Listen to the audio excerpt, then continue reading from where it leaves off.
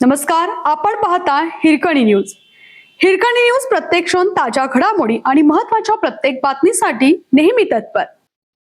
चिपरीत 3 पानपट्ट्यांवर अन्न व औषध प्रशासनाची कारवाई. 2170 रुपयांचा मुद्देमाल जप्त. शिरोळ तालुक्यातील चिपरी येथे अन्न व औषध प्रशासन विभागाने धडक कारवाई करत 3 पानपट्टी दुकानांवर छापा टाकला. या कारवाईत तयार मावा, सुगंधित तंबाखू आणि पान मसाला असा 2170 रुपयांचा मुद्देमाल जप्त करण्यात आला आहे. या प्रकरणी तिघांविरोधात जयसिंगपूर पोलिसात गुन्हा दाखल करण्यात आलाय.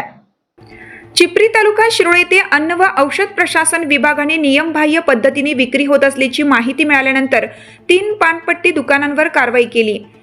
या कारवाईत अक्षय आबासाहेब इंगळे वय 26 राहणार चिपरी, अमन राजू कांबळे वय 24 राहणार चिपरी आणि राहुल शंकर जाधव वय 32 राहणार जयसिंगपूर यांच्याकडून तयार मावा, सुगंधित तंबाखू, पान मसाला असा एकूण 2170 रुपयांचा मुद्देमाल जप्त करण्यात आलाय.